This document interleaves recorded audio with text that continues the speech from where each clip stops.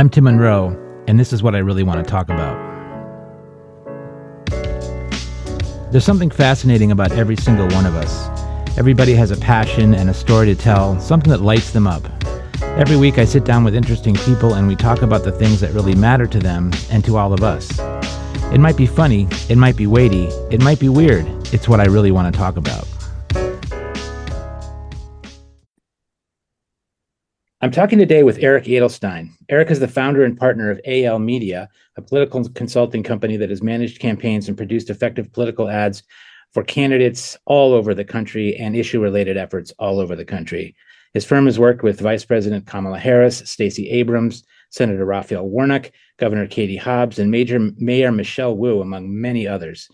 For Eric, politics is a family calling. His grandfather, a civic leader in the 1960s, West Virginia, campaigned with Bobby Kennedy and Hubert Humphrey. His grandmother, an Auschwitz survivor, insisted her grandchildren read Time magazine every week and use their opportunities to contribute to our country that is truly free.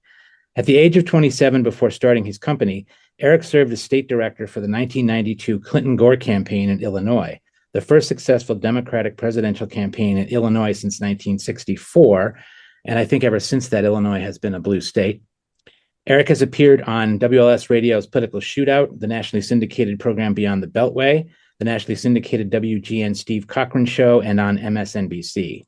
He received his JD from the University of Chicago Law School and graduated Phi Beta Kappa from Williams College.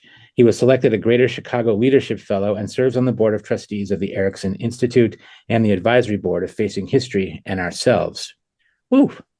Eric and I have been friends since high school and have always shared a passion for history, politics, and the Chicago Cubs. Welcome, Eric. What do you really want to talk about today?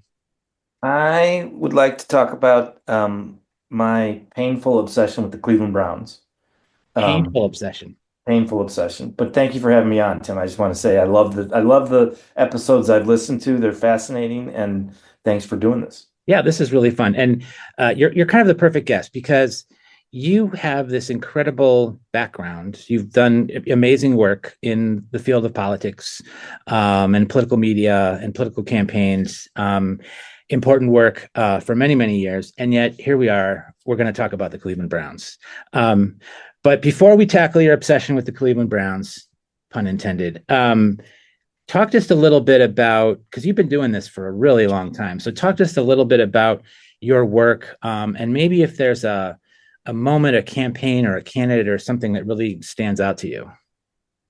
Yeah, I mean, we've been doing this a long time. I grew up in a household with Life magazines like you did, and I know how engaged your dad was and some of the influences your dad had. I remember those stories of some of the influences he had, and the Bobby Kennedy and the Martin Luther King stuff. And so I was always fascinated by it. And so I always wanted to do this and started managing campaigns. And then I thought it was cool what the media guys did in terms of making advertising and started doing that. And, it's been a really great experience and an opportunity to work with great people. I think one story I would just say is the smartest person I've ever been in a room with is Stacey Abrams. Mm. And first time we met her, she was still state representative in Georgia. And this was long before she basically turned Georgia blue for Joe Biden and got Trump out of the White House the first time and elected two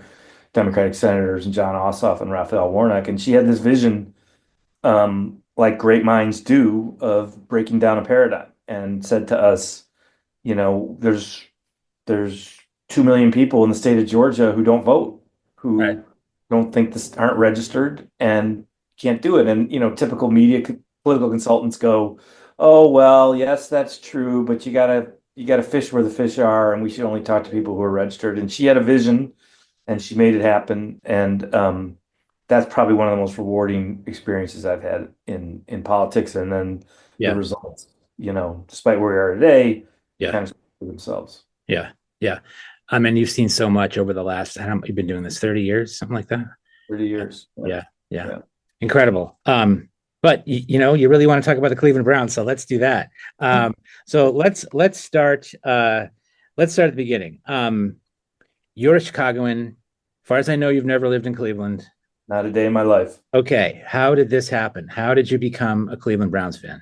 Well, my dad grew up in Cleveland, and he was always much more of a football fan than anything else. So we grew up with stories of Jim Brown and Paul Brown and Otto Graham and Lou Groza.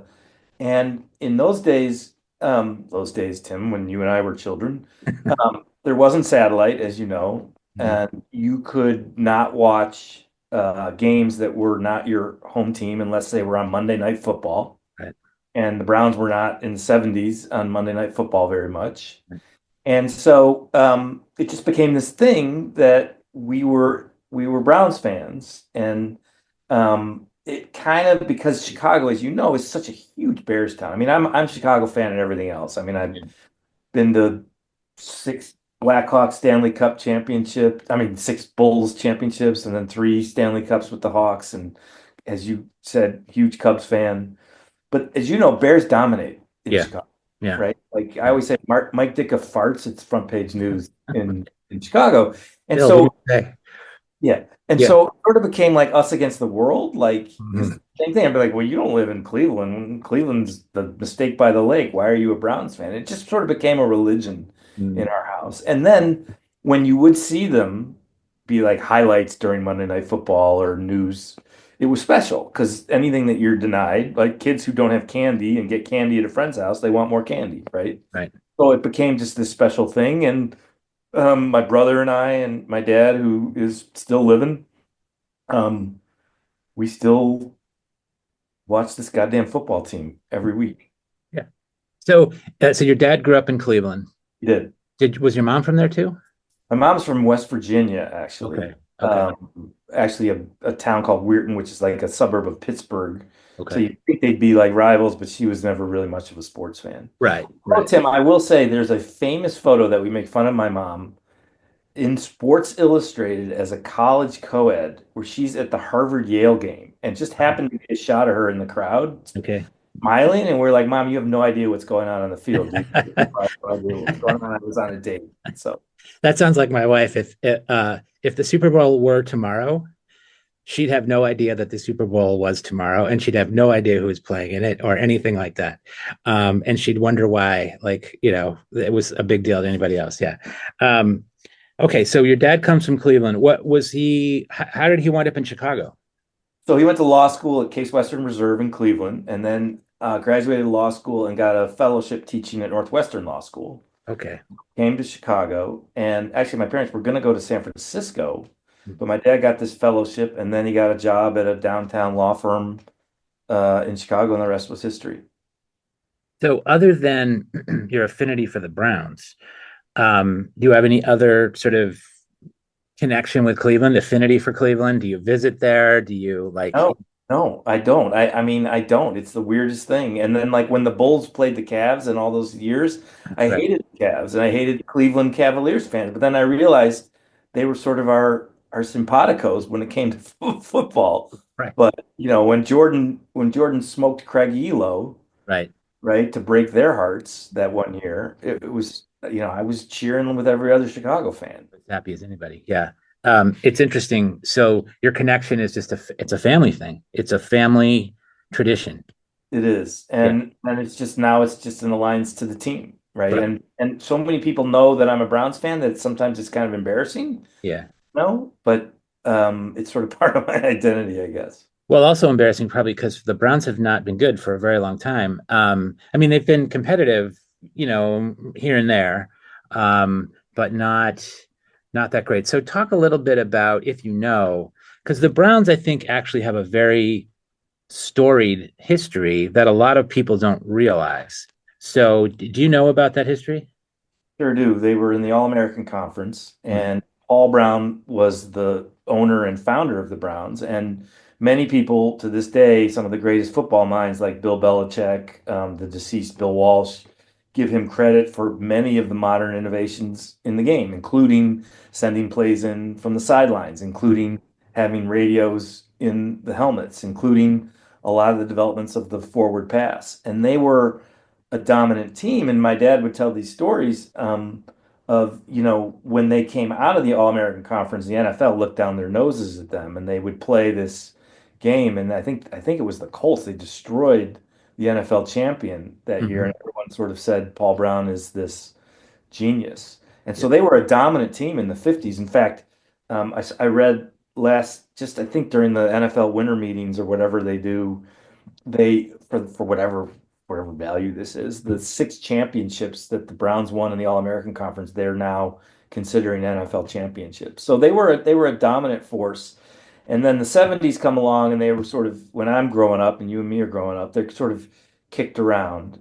But then something happens in 1979, right? So they get this guy Brian Sipe. They go on Monday Night Football and Mhm. they beat the Dallas Cowboys. And Howard Cosell, I'll never forget it, says this could bring the entire city of Cleveland back. Because at that time, Cleveland, the lake had caught on fire and all that kind of Belt stuff. City, Yeah, and I had no baseball area sympathy gone. why, but it Yeah. was all of a sudden and so then Brian Sipe wins the MVP in 1980. Oh, he They did. go to the playoffs. Okay.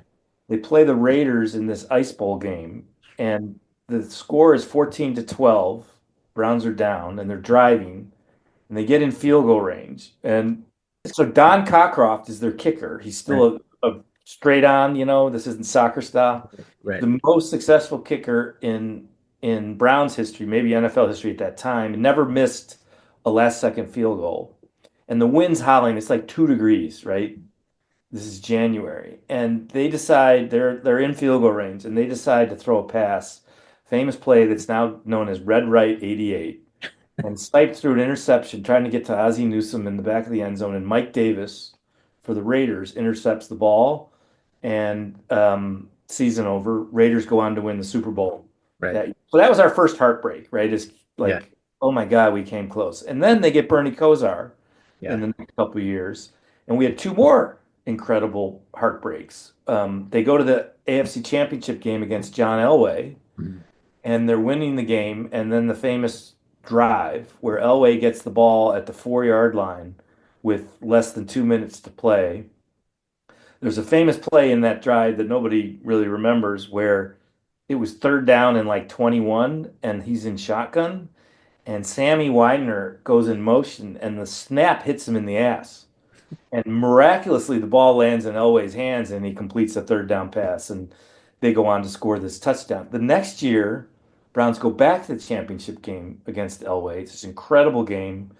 And Ernest Biner's running in the tying touchdown and fumbles, I gets remember stripped, that. stripped at the goal line. Yeah. But we had these like heartbreak kind of, moments where we were so close to being in the Super Bowl. And then, the team leaves, right? The Yeah. team goes to Baltimore. Before we'll talk about that in a minute because I want to get into that a little bit. But I find it interesting. I'm I grew up a Bears fan, as you know, but then I lived in the Boston area for like 30 years. So, and in that time, it was very hard not to be a Patriots fan. And the Bears were just nowhere most of the time. And there's some real connections between the Bears and the Browns. I did a little research. So the Browns have won 8 championships if you include all the AAFC championships, and the last one was 1964. So pre-Super Bowl. Right. The Bears have won 9, but only one Super Bowl. So all of theirs were also pre-Super Bowl era. Dominant. Both those teams were dominant in the sort of pre-Super Bowl era. And you mentioned Brian Sipe, and here's an interesting statistic. The all-time leading passer for the Cleveland Browns is Brian Sipe. The all-time leading passer for the Chicago Bears, can you guess? Sid Luckman. Jay Cutler. So if you think about that, those two names, Yeah. Sipe had some good years, Cutler had some good years. They're not Hall of Famers. Oh, They're not considered all-time greats. But those are the two all-time leading passers for those two franchises, which tells you offensively they've been challenged like for their whole histories. And I think that's the story. They both always had good defenses, but couldn't yeah. move the ball. Yeah. And then where I thought you were going on the Patriots thing is like, who's the most successful coach in NFL history, right? Bill Right. Belichick. Right. Was got fired by the Browns, and you're like, only in First head Cleveland, coaching right? job. Yeah. Yeah. Like we fired Bill Belichick, Mhm. Right. like Yeah, probably you had probably had good cause to fire Belichick at the time. Probably. Yeah, But it just like plays to the of joke, course. To right? the sad, it's a sad history and the sort of history of futility in the I'll last, I tell don't you know. one other thing, Tim. Someone got me Yeah. a book when my daughter was young. I don't know where the hell they got it, but it's basically the title of it's a children's book. It says, "Why is Daddy sad on Sunday?" And it's like a Cleveland Browns thing. Yeah.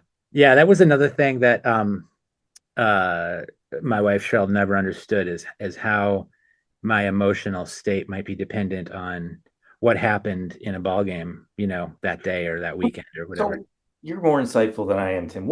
I've why is that? Why do we ascribe our emotional well-being to things that we have zero control over?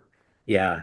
It's a great question. I think there's I don't know about your dad, but I imagine he was, but my dad used to get like very angry during Bears games. Um, he Oh would yeah. swear, he would throw things, he would, when they threw an interception or fumbled or whatever, like he'd be apoplectic. He'd get really upset. Yeah. And I just saw that growing up, and I don't, there's something about it. I think it's a way of releasing stress and tension in kind of this sort of safe way, right? Like he would never have done that at work, right? Like if he was mad at something, he wouldn't have thrown something or swore, really loud or whatever. I think it's a safe way to do it in your living room. I mean, that's one theory. I also think there's this like you connect to the team so deeply that it becomes like a part of your identity. Yeah. Um, and someday I'm going to do a show just on fandom, like that, what you're talking about. It's a fascinating topic, and I've read an article years ago, and I wish I'd saved it, which described, I cannot do it justice, described it beautifully in terms of the emotional states of it, and I think it would be a fascinating show. Anyway, And for some people, it's tied up in pride of place, like right. their city, or like if you're in Europe and the World Cup is going on, man, they are like nationalistic about their teams, right? Because Germany is better than France or whatever, or that it's there's a very connection to place. Yours is different though, because you don't really have a connection to Cleveland. Yeah. Yeah, and I think what you said is right. I think it's family now. It's sort of like family identification, and it's just a marker for our identity in a way, and it may be a connection to a past legacy too, something like that. Yeah, I think it's the kind of thing it gets handed down, right? I have a son. He's taken on some of the fandom that I've taken on too. Not all of it, but most of it. Um, and he was born in Boston, so he's really a Bostonian. So he's an enormous Celtics fan. So he's taken on that. So Cleveland Browns, you were about to talk a little bit about the move. Yeah. Maybe talk about that and a little bit about Art Modell, who was the owner of the team. So Art Modell was an interesting guy. He was the guy that what happened was Jim Brown and other Browns in the early 60s were disgruntled with Paul Brown. And in a lot of ways, Jim Brown was way ahead of his time as an outspoken athlete, Oh, yeah. outspoken African American athlete. And was one of the first stars. I mean, obviously he was part of the civil rights movement, and there's the famous images of him with Kareem Abdul-Jabbar and Ali and Martin Luther King and all that stuff. But Brown really didn't like Paul Brown, and I don't know if that was Brown riding him or something. So Brown got forced out, and that's when he went and Paul created. Brown. Paul Brown got forced out Yeah. and ends up creating Cincinnati Bengals, right? But- So Art Modell buys the Browns, and he's one of these guys, unlike most of these owners, even in those days, who was not independently wealthy outside of football. So go back one step. So Paul Brown Hmm. was the coach for a very long time, but also the owner.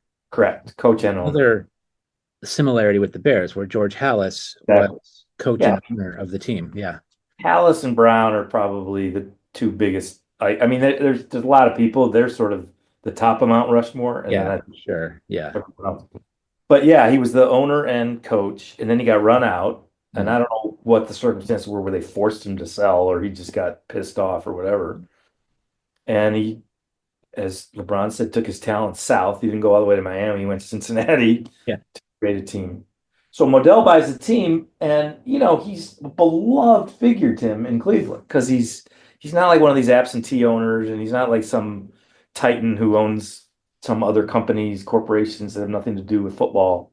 Right. And he lives and dies the Browns, and then he gets in a fight with the city over building a new stadium, and he's got no money, and the city of Cleveland had no money, and it was one of those situations where he's in the hall of villainy when it comes to Cleveland now, but it's heartbreaking in a lot of ways. I mean, a guy like Jim Irsay, when he took the Colts out of Baltimore, he was kind of a bad actor Yeah. all the way around. No one really liked him, even in Yeah. Baltimore. Yeah. Modell went from this like icon to this devil, Mhm.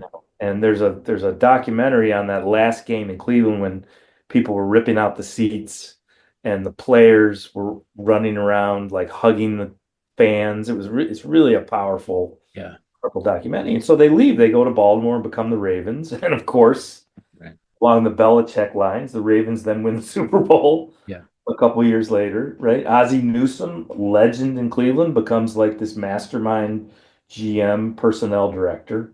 And so we don't have a football team for 5 years. So wait, Ozzie Newsome was the Baltimore GM? He was the Baltimore GM. He's still an Right. executive there. Yeah, yeah. Okay. So, because Modell loved him and he was an icon for the Browns, and so he takes him with him. Yeah. The deal that the NFL cut with Cleveland was interesting. It's not like other franchises where they said that the team leaving was not going to leave with the team history. They were going to technically be Whole new franchise, a whole new franchise. an expansion team. Browns would keep their legacy, their history, even when they got a new team. Yeah. Yeah. So they got this new team, and in I guess 24 years ago now, so like 2000, Was and there a year where the Browns didn't play, or did they 5 years, start 5 years? 4 or Wow. 5 years there was no team. Oh, wow. It Okay. was it was a wilderness, Tim. I It didn't was. I remember that. mean, Yeah. I would much rather watch What my did team. you do for those? What did you do in the fall I don't know. years? It was my merchant marine years. I just shipped You were off, wandering around somewhere. Yeah. wandering the earth like Yeah. Kung. Um, so yeah, there was no football in our house for 5 years, four Wow. years. Yeah. Wow. You could have switched over, like, but you didn't. I call my brother every season. I say, why do we have to do this? Can't we be Bears for fan. someone else? And he says no. No. And the thing of this, again, this will be explored in your fandom podcast. You can't rationally choose a team. It doesn't work that way, No, it right? really doesn't. Yeah. No. No. You're right. You So have that to live and die. You have to live and die with that team. I think if it starts when you're really young, like we were talking, maybe you inherit it from your family somehow, your mom, your dad. I mean, I can remember when I was 5 years old, my grandmother, my mom's mom, who lived near us in the Chicago area, she was a huge Cubs fan. So if you were at her house in the summer, the Cubs game was always on, like in the background. that's Um, comforting. It's she comforting. wasn't really watching it necessarily, but she knew who the players were. She had certain players she really loved. So it's that's a pretty deep thing. Yeah. So let's talk a little bit more about Brown's history. So there's these 8 championships, mostly in the 50s, Right. or two maybe in the 60s, all before you were ever born. Yeah. So and arguably, so who's the sort of Mount Rushmore of players, would you say, in Brown's history? So Otto Graham, who was this quarterback who I think won most of those championships, they had a running back who also played defense, I think, named Marion Motley, number 66. He was giant, and he was tackleable, whatever that word would be. Lou Groza was the kicker and the tight end, also a legend. So these are sort of the 50s heroes. I mean, they had a wide receiver named Max Speedy, which is great. Like how are you not an NFL wide receiver? Your name's Max Speedy. So they had all these guys, and then obviously Jim Brown, who had played football at Syracuse. And the thing about my dad would always say, and I've read this, it's true, he was a better lacrosse player than he was a football player. And in fact, they changed the rules in lacrosse because of Jim Brown. It used to be you could just take the ball and pin it to your chest, and he'd just run through everybody. Nobody could stop him. So they made you have to, not be able to do that anymore. But so Brown comes, and he's just probably you know, I know Bears fans would argue Peyton, but arguably one of, if not the best running backs in NFL history. So he's definitely on that list. They had Paul Warfield for a little while, but not in his prime. They traded Paul Warfield to the Dolphins, which sort of goes up there like a Lou Brock, Ernie Broglia trade. Uh, So, and then in more recent years, so like recently, your lifetime, who are the Browns yeah, that you? so I had a poster of Sipe and a poster of Kozar. Like Bernie Kosar was, everyone sort of says he took us to the Super Bowls. The defense let us down. Yeah, And they had in that first game, the drive, they had a free safety who I can't remember his name, Tim, but they drafted him out of USC. He died of a cocaine overdose, kind of like the Celtics and guy, yes, yeah. Len Bias. And he was a star. He was like rookie of the year and then had a great, I think his second year. And everyone says if he had been in that field, no way does Elway drive down the field. So we had like guys like that.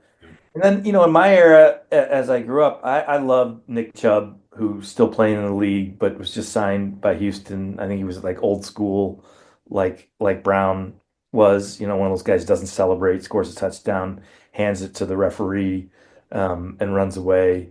So I loved him. There was a guy that played with Kozar named Brian Brennan. I think went to Boston College. He was a wide receiver, little guy, but just was always getting open. And then we had these two running backs in the 80s, Ernest Biner, Kevin Mack. And then the reason they call it the dog pound is we had these two cornerbacks named Hanford Dixon and Frank Minifield, and they would bark at the wide receivers, just to sort of get in their faces. And so then it just became people started throwing dog biscuits on the field, and it sort of became the dog pound. So those guys were icons for us. And then obviously Miles Garrett today is just a phenomenon worth watching defensive plays, even if you're not winning the game because he's so dominant. So guys like that. So what's the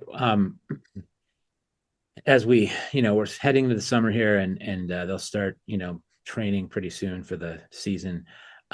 What is the prognosis for the Browns this upcoming season? Are they going to be better, worse, the same? I feel obligated because I know your listeners who are real sports fans are going to say these guys are frauds because they're not even talking about Deshaun Watson. So I think we have to at least touch on Deshaun Watson. Yeah, They yeah, okay. they made a huge trade for Watson after all the controversy and the allegations of what he'd done with all these massage therapists, and he'd settled his cases, and there was no criminal charges, and five NFL teams went bidding for him, and the Browns signed him to the first not all guaranteed contract in NFL history, which was, you know, um, roundly criticized by everyone else, including all the owners. And at the time, look, as someone who works in Democratic progressive politics, I'm like, well, of course the owners, they take these kids, like, let's just talk for a second how awful football is. They grind them in the meat Yeah, grinder.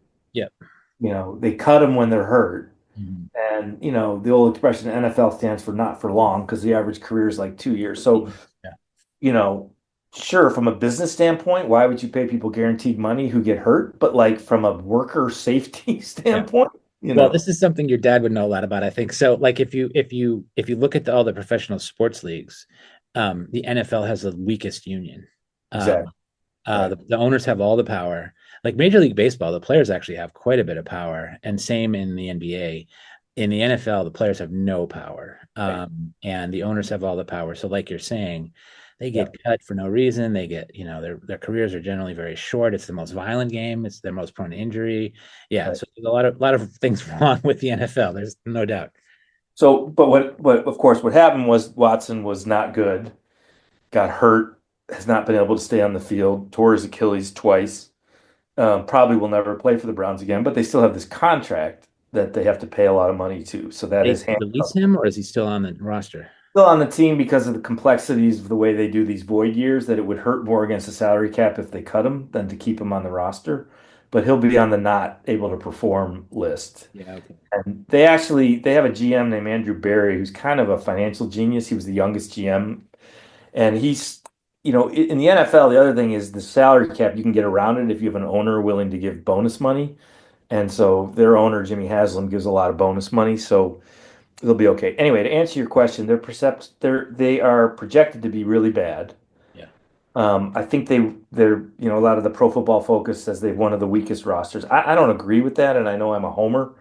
But I think the NFL, you're only as good as your quarterback is these days, and That's the you know, question, they right? don't And the really Browns have. posed the question: who's their quarterback? Well, they have four guys. So 2 years ago, they made the playoffs with Joe Flacco, who was 40 years old, Right. came off the couch when Watson got hurt Yeah. and led them to the playoffs. They had four quarterbacks start that year. And so Flacco, they didn't bring him back last year because they wanted Watson to not they didn't want when if Watson struggled, fans would be calling for Flacco. So they cut Flacco. He goes to Indianapolis. So they brought Flacco back. They brought Kenny Pickett in, who was the Steelers' starting quarterback for a couple seasons until he got shipped off to Philadelphia, was their backup last year. And then they drafted two quarterbacks. They drafted a kid out of Oregon named Dylan. I can't even remember his last name. Who's like 4'6". Dylan Gabriel, maybe. Dylan Gabriel, yeah, yeah. And then they drafted, drumroll please, Shador Sanders, who dropped from people thought could be a first round pick to the fifth round. So all the press now, and I'm obsessively checking Bleacher Report and reading it in these mini camps, is they've got these four quarterbacks and they're trying to figure out what they do. Now, here's the one thing they did do that's smart. I know everyone in sports, me included, wants instant gratification, Right. but they had the second pick in this year's NFL draft and they traded down with Jacksonville to get Jacksonville's next year first pick and a bunch of picks this year. So they'll have two, and everyone thought this year's quarterback class was not the strongest, but next year's will be really strong. So they have two first round picks next year. So there's if none of these four guys work out, like if Shador Sanders or Dylan Gabriel doesn't really work out, I mean, Pickett and Flacco are rentals, right? If neither of Sanders or Pickett or Gabriel work out, they have two first round picks. They could go get one of the best quarterbacks Yeah. in the draft next year. So Yeah, I they're mean, I think that's the yeah, thing in the NFL, right? And again, drawing parallels with the Bears, just decades of bad quarterback play, right. or not having a great quarterback, or not investing in a quarterback, or not having the coach to coach a quarterback. I mean, I think over the years the Bears have always chosen defensive-minded coaches. This year is not. He's Yeah. more offensive-minded, so we'll see what happens there. But And the Stefanski, irony, the irony is, Stefanski's the coach of the Browns, right? Still, yeah, and he was NFL Coach of the Year twice yeah, with, he had Baker Mayfield one year, and Mayfield was a number one pick overall. I think was overdrafted, but was a competitive guy and played well. He's having a decent career in Tampa. And then he was Coach of the year they used four quarterbacks in Flacco to make the playoffs. right. So he's an offensive mind. He just hasn't really had the quarterback that he wants. Everyone's sort of saying, well, now this is kind of set up if the owner is patient enough for Stefanski to finally have his guy. So, I think patience is a huge thing in sports, especially in football. I yeah, mean, we were talking about the Patriots, right? If you look at that team when Belichick took over his first year, I think they were like 3 and whatever, 3-13 or something. But they stuck with them. And this is the continuity of that system is what led to all the success, I think. for Um, sure. Same coach, same quarterback, same system for a long time. Yeah, But you have to establish that. It takes time. it does. And I don't understand like people give up so quickly. I mean, there's a million stories of players who, well, I'll give you an example. The Boston Celtics, I don't remember the exact year, but it was when it was in the Rick Pitino era when he was coach of the Celtics for a couple of years, which was an absolute disaster. But they picked Chauncey Billups in the first round, and by the middle of that season, Rick Pitino was so impatient that he traded Chauncey Billups, who Right. became a champion and a Hall of Famer. And it just happens all the time. This impatience to win right now, and not sort of build for sustained success. I think. Yeah. And when Jimmy Haslam brought the team, he was a very impatient owner, and he fired he had a lot of regime change, and the narrative was sort of Haslam's got a quick trigger. He's stuck with these two guys, Andrew Barry and Stefanski now, and he's just signed them to long-term contracts. Sort of debate as to whether they're on a hot seat or not. But I actually think they've got a pretty good thing. The other thing about the Browns, you should know, we were talking about the analytics stuff off air, Mhm. is they've got this guy Paul DePodesta in the front office who was the prototype for the character in Moneyball, Oh yeah. Yeah. right? 'Cause he was a baseball guy who really did the Bill James thing and all the analytics stuff. And so he's been in the Browns front office and Haslam supposedly likes him. So we'll see if this group's able to do it. I think they're going to be better. We always say that in the offseason, right? Be better than projected, but they're in a really tough division. And now you think about the quarterbacks in that division, the Steelers just signed Aaron Rodgers, who, of course, he's in his decline, but he's still Aaron Rodgers. And you got, Joe Burrow with the Bengals, and you've got Lamar Jackson with Baltimore. You got to play those guys twice a year, each of those. That's pretty tough. Yeah. It is tough. Yeah. So have you ever been to a game in Cleveland Stadium, to a Browns game? Um, Funny story. Yeah. No. No. Um, and well, I'll say two things. One, I think football is made for television. Absolutely. It's so much better than live. But I will say about 10 years ago, my brother and I and my dad were like, let's go to a game. Hmm. And so we made this trip to go to Cleveland. My dad still has a very close high school friends that live there. We went to Cleveland. My brother and I, brother flew in from LA. We had a wonderful dinner on Saturday night. We had tickets. We go to have brunch with our family friends in the hotel. And my dad says, I don't feel well, and stands up from the table and collapses. Oh my God. Yeah. And How long ago was that? like 10 years ago. So paramedics come, Yeah. right? They give him oxygen, they take his vitals, and they didn't take him to the hospital. And he said had stomach problems all night. So I think he was dehydrated or Yeah. so we end up not going to the game. We we end up watching the game in a hotel room and then going to the airport and going home. My brother and I joked when we knew my dad was fine at that Yeah. point, like it would be an appropriate way for dad to go at a Browns game, but At a Browns game. Yeah. Browns game. Only if you got there. Yeah. So we tried once, Tim, Yeah. but Well, yeah, going back to that idea of football being perfect for television, I've been to a lot of football games, mostly a lot of college football games, but a couple of pro games. I mean, I've been to a couple of Bears games over the years and a couple of Patriots games over the years, and they're really not that great. There's so much downtime, where you're just sitting there, nothing's going on, that it gets really, especially if it's not a great game. I went to a game. It's like 2 years ago now. My son's at University of Illinois, and I went down there to watch a game with him. They were playing Nebraska. It was like miserable. It was 2 hours of cold and rain, and both teams were terrible. But neither team played well. Nebraska wound up winning. And it was like, there's a play, and then there's 2 minutes of nothing. And there's a play, and then there's 2 minutes of nothing. It was just, yeah. and there's no red zone. Right. So You can't. whatever year the Patriots beat the Seahawks and Russell Wilson threw that interception on the 1 yard line. Mhm. So I was at that Super Bowl. My brother was doing a show on NBC. Okay.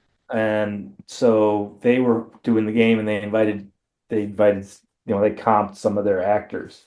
So he invited me and we went. And same point, like really exciting Super Bowl comes down to the last play. It's kind of boring being in the stadium. It really is. I mean, unless if you're in a suite and there's drinks We and food and all that, it's kind of cool. But But especially in it's not Chicago, like the emotion of being there on the yeah, TV. yeah. Especially like in a place like Chicago, the coldest I've ever been is in Soldier Field. I went to Walter Payton's last game, 1987 in the playoffs. They lost to the Washington Redskins, in a pretty good game actually. But it was miserable. It was so cold. And back then you were sitting on those aluminum bleachers, People would bring the styrofoam, right, to Yes. absorb Yeah. the cold. Smart people would bring something to sit on. We weren't smart. I was there with a mutual friend of ours and a couple of other people. I can't remember exactly who it was, but So anyway, yeah, football games are great on TV, not so great when you're there. Just I guess just having the experience is cool, but yeah, they're not great in the stadium. They're really not. So we don't have too much time left, but I'm thinking about this idea of being the fan of a the underdog. Is there something about that For that you sure. find appealing or attractive, or just the fact, like, do you take pride in the fact that you've been loyal to this kind of franchise for so many years? My wife jokes about this. I actually think, in all seriousness, it has helped me in my life and it has helped me in my career because it has given me perspective. It has given me grace when something breaks your heart. I know people who aren't sports fans are going to roll their eyes and say, "Oh, come on." But Yeah. sports fans understand what I'm talking about. And when you get your heart broken, it's hard. But I think it is a metaphor for life and that things don't always go your way. And when they do go your way, you appreciate it. So if you're rooting for a team that wins all the time, that's not a realistic expectation, right? So as much as it pains me to say, I actually think it is character building. You know it from the Cubs and the Bears. And I think that there's something to it. And it's emotional when you get over the hump. When the Cubs did that in 2016, like I'm sure you were as emotional as I was. Oh my And God. Yeah, my dad, who had been a Cub fan since the 50s, like late 50s. He actually grew up, he was born in New York, New Jersey, but they moved to Chicago when he was like 13 years old. So he, he'd been a Cub fan for a long, long time. And when I wrote about this and posted it at the time, but when the Cubs won, so in 2016, it had been 108 years since the Cubs had won a World Series. 108 years. So it wasn't even in my grandfather's lifetime. He was born the same year the Cubs won the World Series, but he was born after late that year after they won. So it wasn't even in his lifetime. He had passed away. My dad was getting on. And during the rain delay, there's a game seven. There was a rain delay towards the end of the game in that game. It was maybe the greatest baseball game ever. There was a rain delay, and the Cubs, they were going into extra innings. And so, there's about a half hour rain delay. And my dad and I were texting back and forth. And my dad texted me, I'm not making this up. I'll never forget it. He texted, "I wish I could stand in the rain and have all my fears washed away." Because he was afraid that the Cubs had a lead. They'd blown the lead. Now they're going to extra innings, and he's afraid they're going to collapse. I was yeah, pretty much, oh, we're going to lose now. Like I was pretty much, convinced that this was not going to happen. But it did. And yeah, there was this like incredible yeah. relief. You Yeah. know, when the Cubs in '84, we were sophomores in college, Yeah. right? Yeah. When they collapsed, my identity at college was so with the Cubs, and Mhm. as a Midwest kid, and you experienced this at an East Coast school. Yeah. You had all these New York and Boston fans, and Chicago was the flyover country, and so then it really became pride of place thing. I was like, it. I had a tough sophomore year after that. Just It was not, even hard to watch the game then. Like you had to find somebody that had a television who was yeah. willing to let you watch the Cubs on their television. I mean, it was, And yeah. then they win the first two games at Wrigley, Yeah. and everyone celebrating, and then the collapse, and it was depressing. And I I learned from that, I think a little bit of like, I can this again, I know people are gonna laugh at me, like people have real adversity in their lives, and I've had a blessed life, but like, you know, it's just a game, you survive it as much as it rips your heart out, right? That was tough, that one. And everyone talks about the ball that went through Bill Buckner's legs in the 86 World Series 2 years later, and then the Red Sox lost. But that same thing happened in that series. I think it was, I don't know if it was game four or game five, but the ball went through Leon Durham's legs at first base and it cost them the game. I don't think it was maybe it was game four. I don't remember. But then it was a 5 game series, not a 7 game Right. series in the playoffs. Yeah. So yeah, that was a tough one. And I will forever hate Steve Garvey. I will say, we did the race. We were part of the race where uh, Senator Schiff, now Senator Schiff, beat Steve Garvey in the California Senate race, and I Excellent. took some pride in payback on Steve Garvey. Yeah. No surprise that Steve Garvey's a Republican, right? So let's just kind of try to wrap this up a little bit. So like you have a daughter. Is she a sports fan? She's become kind of an NBA fan. Okay. weirdly, but she did not grow up as a sports fan, but she understands the Browns fandom, and as she's gone further from home, she takes that pride with her, even though she doesn't really watch the games. Okay. But maybe if somebody says, throw shade on the Browns, she might say something. She would defend them, and she'd say, "We're not. I'm from Chicago, but I'm not a Bears fan." Yeah, Yeah. she was She's not a Bears fan. not a Bears fan. Not a Bears fan. Okay. Interesting. So at least even influenced her in that way. Yeah. Yeah. So, Yeah. I mean, I think this has been a great conversation. And as you've said sort of over and over, and we both know this, like being a passionate fan of a sports team is like some people, like you're saying, like my wife in particular, just completely rolls her eyes. She doesn't understand it. She didn't grow up, with anything like this. And she tolerates it in me because she has no other choice. Right. And I've sort of poisoned to my son too. But but it is a real thing, and people feel deeply about this kind of thing, and there's just no doubt about it. No matter who you are, what walk of life you're from. There was a great article. I can't remember where I was reading it. Maybe it was in the Times, but I can't remember. But it was about this idea of now fandom in cities and how it used to be easier for a team to be a community, like bring people together. One, because it was much cheaper to go to a game or go to multiple games. Now it's really hard for anybody who's not, doesn't have a lot of money to go to a game, even or go to a few games. I mean, when I was a kid, I went to the games all the time because you could sit in the bleachers for $3. Right. You can't do that anymore. And that's part of it, and a lot of that's eroding, I think. But to still feel that passion, I think is not a bad thing. Like you're saying, a lot of people are rolling their eyes right now, but that's okay. That's Um, okay. they That's have what we some. wanted to talk about, That's right? exactly right.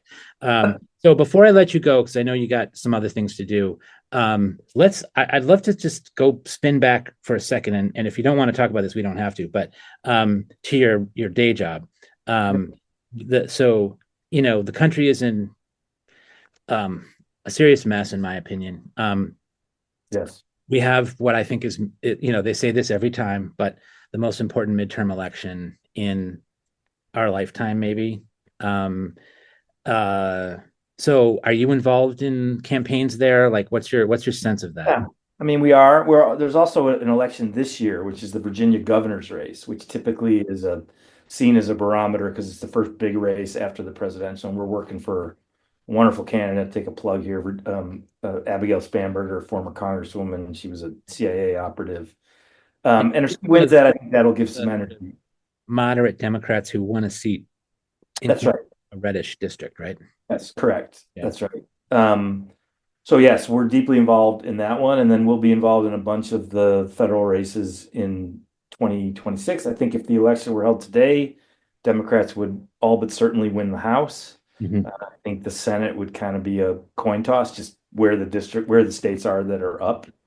But yeah, I agree with you. It's going to be enormously important. The damage that's been done in 5+ months is devastating, astonishing, whatever adjectives we can come up with. And proud of the work that we do and try to tell our group every day, it's hard and it's frustrating, but like what you do matters, even when you lose. It's the process, and we lose a lot, we win a lot, but I think that the most important thing is for people not to turn away and say, it's unsalvageable. Like, it's our country. And, people are like, why don't Democrats do more? Why don't blah, blah, blah?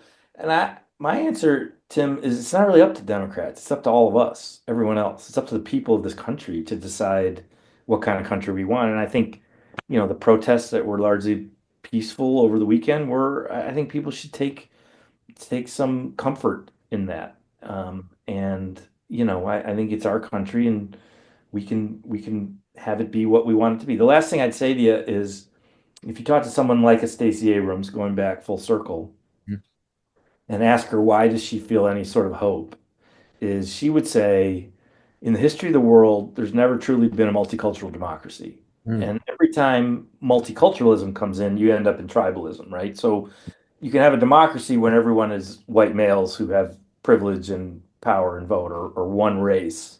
Right. But as soon as you start to introduce diversity, it's sort of antithetical because someone's a minority, literally, and there's a majority vote, and the minority gets treated a certain way. So the US isn't that, but we're closer to it than any country in the history of the world. And now we're at this inflection point. Which way are we going to go? Are we going to become that shining city on the hill and that thing, or are we going to sort of, is it going to devolve? And I'm not going to sit here and tell everyone, oh, don't worry, it'll be fine. I don't know that, Yeah. but it's really up to us. Well, that's a good thing to end on. And if your obsession or your love for the Cleveland Browns helps you sort of blow off steam as you do this important work, then it's a good thing, right? Yeah. Hopefully it'll help because you're doing the good work, and keep it up. It was great talking to you. I thank you so much for coming on today and discussing the Cleveland Browns, what you really wanted to talk about. Thanks for having me, Tim. I love the podcast. Yeah, it was a lot of fun. Thanks, Eric.